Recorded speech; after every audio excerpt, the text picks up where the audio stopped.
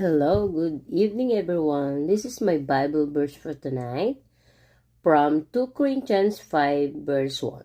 For we know that if our earthly house of this tabernacle were dissolved, we have a building of God, an house not made with hands, eternal in the heavens. 2 Corinthians 5 1, verse 1. Inspiration in our bodies. We experience aches, pain, and discomfort. And as we age, our bodies grow even more as they grow weary and start to fail us. But God promised that when we are fully united with Him in eternity, we will be equipped with imperishable bodies, not subject to pain, death, or failure. So let us endure our days in this life as we look ahead to the glorious promises of the next life. Prayer.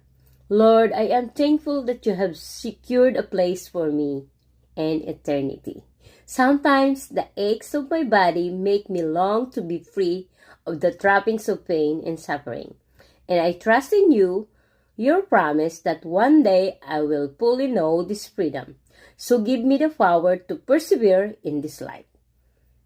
As I move forward with hope in you, in Jesus' name, amen. What a promise of God.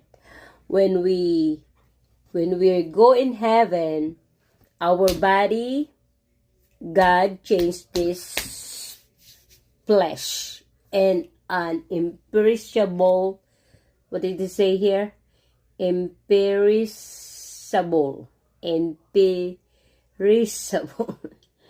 Yes, imperishable bodies.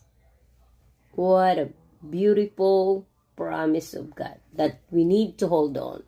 Always remember, Jesus loves you. God bless everyone. Good night. Mwah.